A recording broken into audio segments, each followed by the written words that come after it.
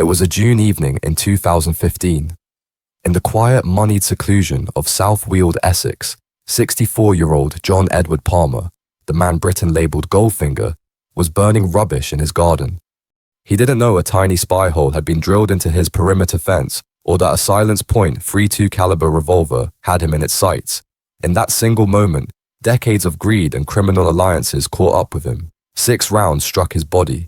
He staggered 15 meters before collapsing just outside his fortified home, bleeding out into the grass. But here's what baffles Essex detectives. No shots were heard, muffled by the silencer.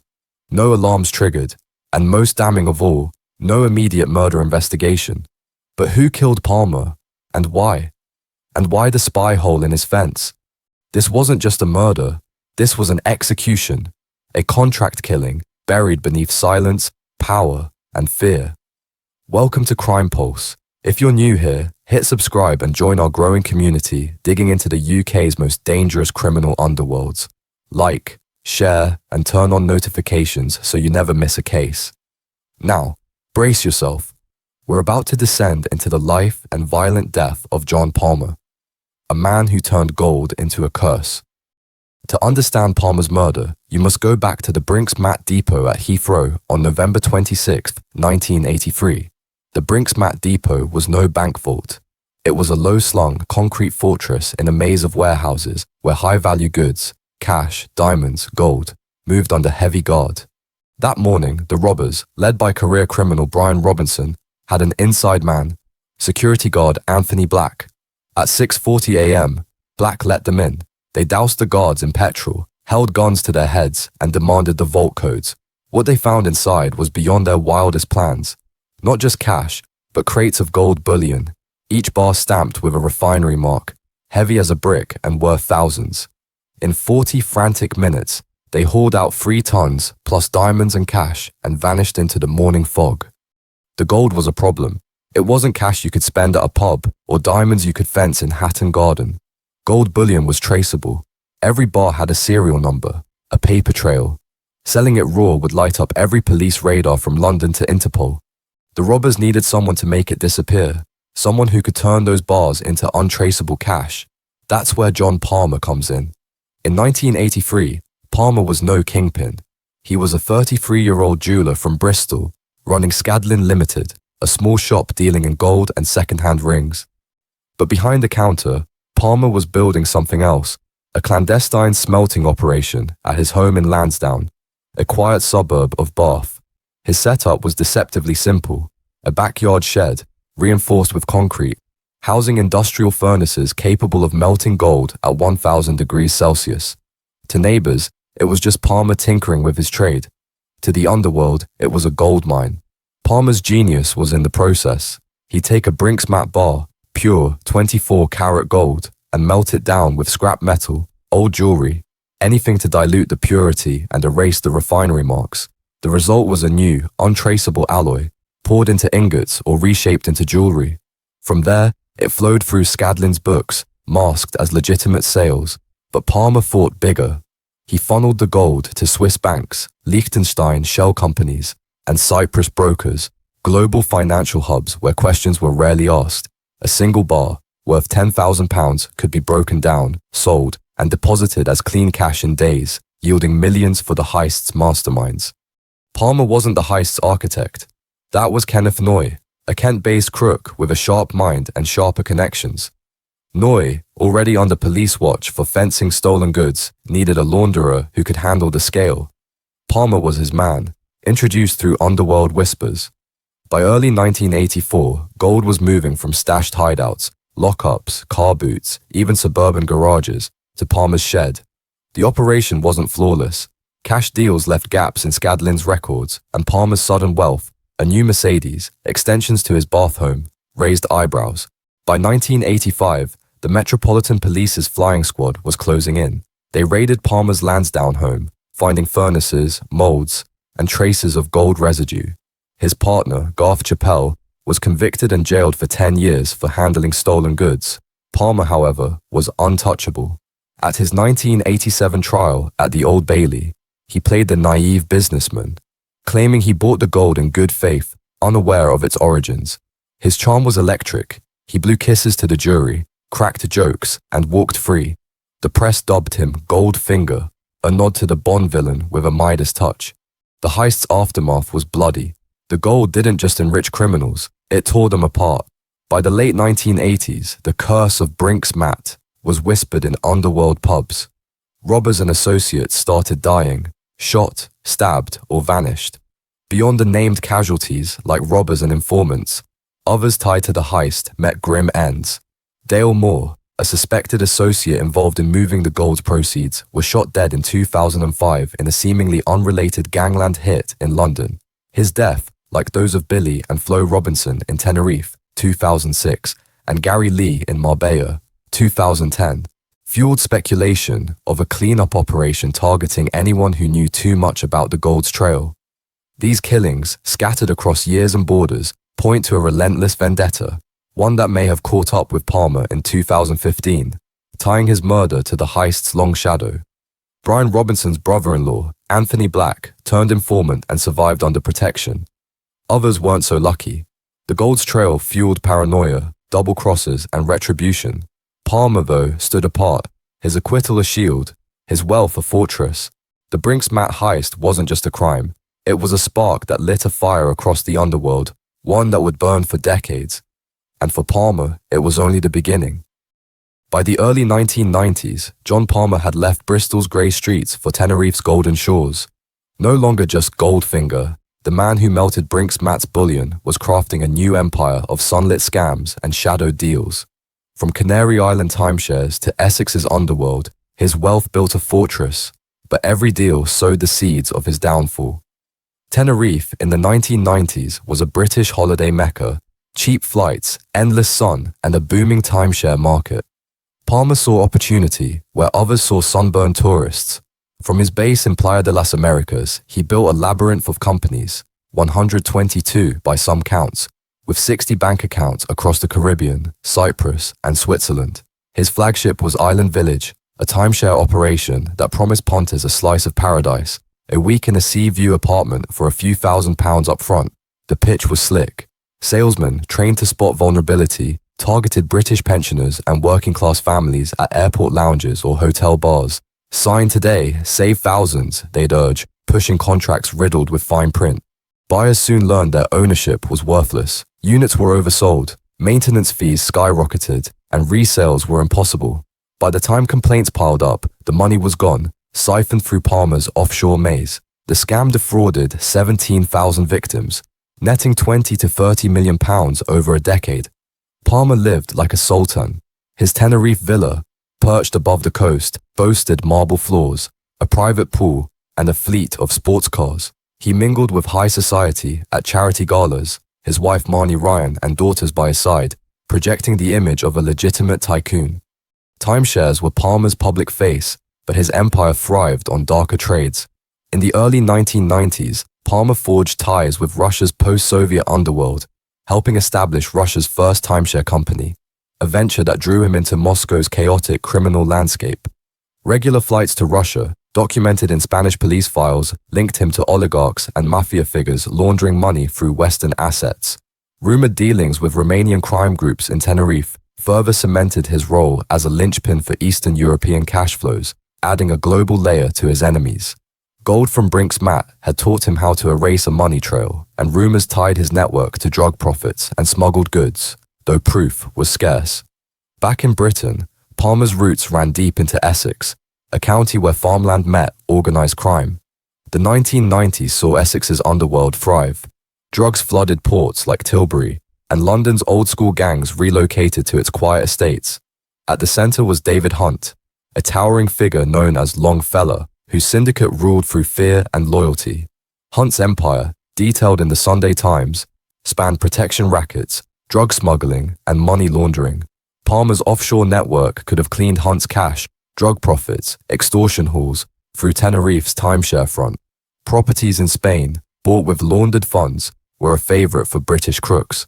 Evidence of a partnership was scarce, but in Essex's zero-sum game, owing favors to men like Hunt was as dangerous as crossing them.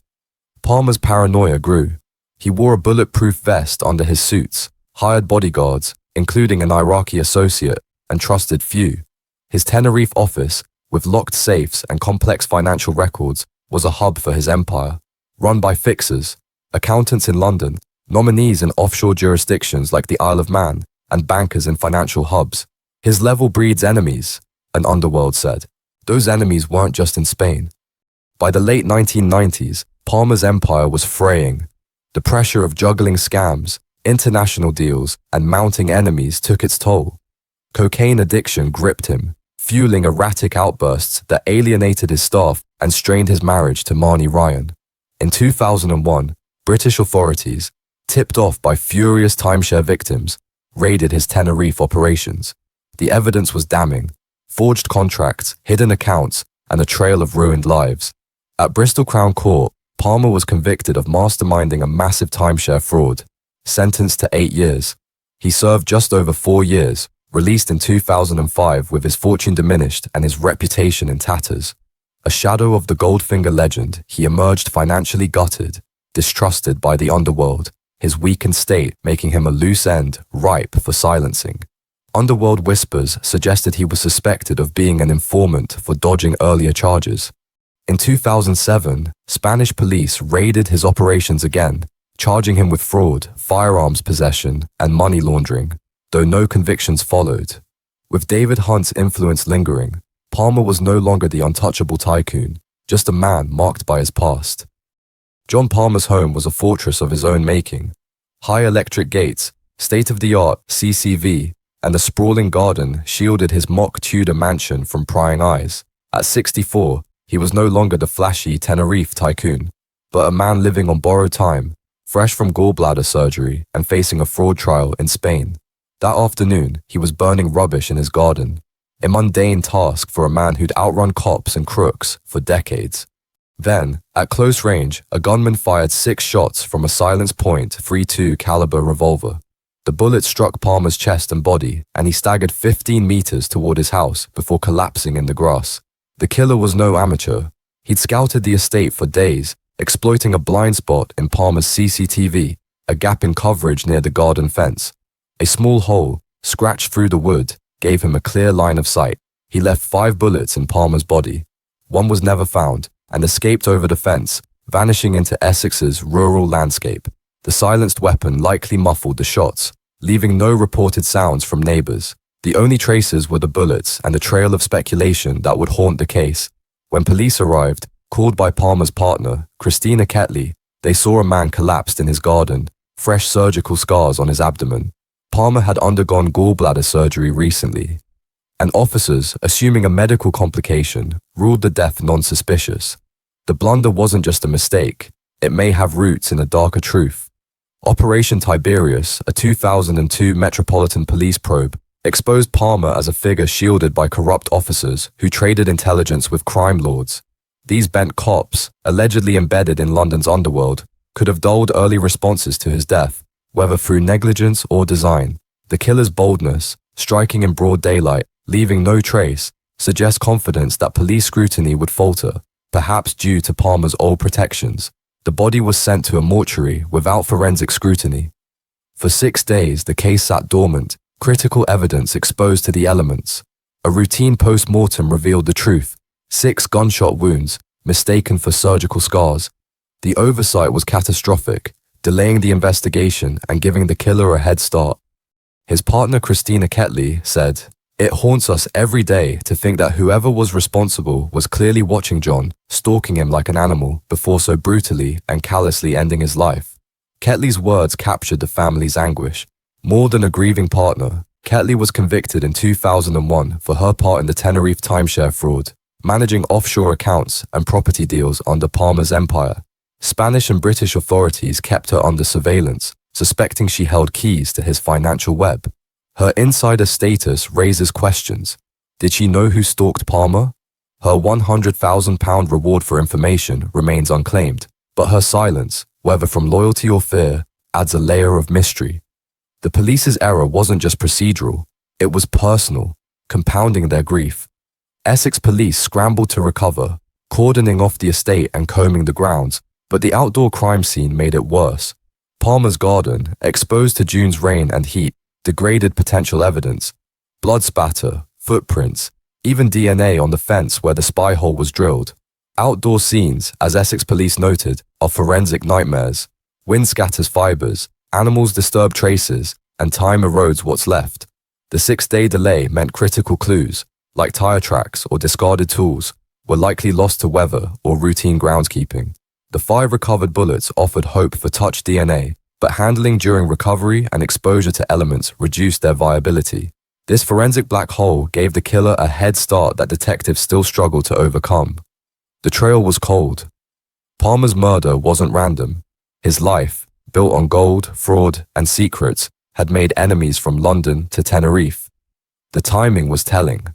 A 2015 fraud trial in Spain loomed, threatening to pressure him into cooperating with authorities. Underworld rumors, reported in the Daily Mail, 2015, pegged him as a potential informant after his 1987 Brinks matter acquittal, whispers that grew louder with his legal troubles. In South Weald, a village where Bentleys parked beside horse stables, such a high-profile hit was unheard of. Yet the killer's escape, likely over the fence, no witnesses, spoke to a deeper truth. This was a job done by someone tied to Palmer's criminal world. John Palmer's murder was no random act. It was a professional hit, its roots stretching from the sun-soaked Costa del Sol to the shadowed estates of Essex, in Marbella's underworld, where hitmen trade in silence, and in Essex, where crime lord David Hunt cast a long shadow. The motives for Goldfinger's death converged. Palmer's murder coincided with another audacious crime, the April 2015 Hatton Garden heist, a £14 million jewel theft in London's Diamond District. Underworld whispers, amplified by Wensley Clarkson's book The Curse of Brinks, tied Palmer to the heist's orchestrators, notably the Adams crime family, London's feared syndicate. Clarkson claimed Palmer held incriminating documents, bank records, property deeds, linking the Adams clan to laundered Hatton Garden proceeds stashed in his Tenerife safes. With his Spanish trial looming, fears that Palmer might trade these secrets for leniency could have triggered a preemptive hit. The timing, 2 months after Hatton Garden, raises questions. Was Goldfinger silenced to protect London's most powerful criminals? No evidence confirms this, but the Adams family's reach makes it a chilling possibility. One question lingered. Who ordered the kill? Spain's Costa del Sol, dubbed the Costa del Crime, was a magnet for Europe's outlaws in 2015. Marbella's glitzy marinas and pulsing clubs hid a darker world of drug lords, Russian mafia, and British gangsters. Palmer, who defrauded millions through Tenerife's timeshare scams, was no stranger here. His network, 122 companies, 60 bank accounts, laundered cash for years, making enemies across Europe. Speculation pointed to the Kinahan cartel, an Irish syndicate active in Marbella's drug trade. Their hitman, Imre Arakas, an Estonian ex-soldier, was probed but never charged, and the cartel link remains unproven. Spanish police offered limited help, hindered by Marbella's underworld silence. Back in Essex, another name surfaced, David Hunt, the Long Fella. Hunt's empire thrived in Romford's pubs and Tilbury's docks, a world Palmer knew from his Brinks mat days. Rumors suggested Palmer's offshore accounts laundered Hunt's cash through Spanish properties, but no evidence confirms this. Palmer's 2015 trial fueled speculation. If he talked, figures like Hunt could be exposed. Yet no hard evidence links Hunt to the hit, only whispers of his influence. The motives aligned. Palmer's trial threatened Marbella's cartels and Essex's kingpins. A professional hit, whether ordered from Spain or the UK, suggested a shared fear. Goldfinger knew too much. The killer's precision, silenced shots, no forensics, pointed to a contract, possibly brokered through underworld fixers. Hunt, from his Essex base, never faced charges, and Marbella's code buried leads. We know the key lies in the underworld, D.I. Stephen Jennings told The Express in 2018, hinting at a mastermind beyond reach. The Costa del Sol offered killers, Essex offered reasons. But in both worlds, loyalty is a myth, and Goldfinger's secrets died with him, or so someone hoped. A decade after John Palmer was executed in his Essex garden, his killer remains a shadow. Essex Police's cold case team battles time-faded evidence and the underworld's ironclad silence. 10 years on, here's where the hunt for justice stands and why it's not over. When Palmer fell on June 24, 2015, 6 silenced bullets in his body, the investigation began with a stumble, mistaking gunshots for surgical scars. By the time the truth surfaced, the trail was cold. Essex police regrouped, amassing over 700 lines of inquiry, hundreds of witness statements, and 1,400 documents. They traced vehicles near Palmer's estate, scoured CCTV from South Weald's quiet lanes, and searched for the missing 6th bullet. The investigation's scope sprawled beyond Essex. Interpol liaised with Spanish and Lithuanian authorities, probing Palmer's Tenerife contacts. A 2017 suspect, a 50-year-old Tyneside man living in Spain, was arrested and released without charge. Detectives explored links to other unsolved killings. Billy and Flo Robinson in Tenerife, 2006. Gary Lee in Marbella, 2010, but found no ties. The Serious and Organized Crime Agency's Operation Alpine, which shadowed Palmer from 1999 to 2015 from RAF Spade Adam to avoid corrupt London cops, offered reams of data but no breakthrough. The cold case's stagnation isn't just about silence, it's about lost opportunities. The outdoor crime scene's degradation, as Essex police noted, left scant forensic hope. The bullet's touch DNA potential was compromised by 2015's rain and handling, and no digital breakthroughs, like phone data, have surfaced. Meanwhile, the Hatton Garden angle lingers untested. Detectives probed Palmer's Tenerife contacts for Adam's family links, but the trail fizzled amid Marbella's omertà. A 2017 lead on a Tyneside suspect hinted at a Hatton Garden connection, but his release without charge buried it. These loose ends, tied to forensic limits and underworld fear, keep the case frozen, waiting for a defector to thaw it. The underworld's omertà is the case's greatest foe. Palmer's 17,000 timeshare victims presented thousands of potential motives.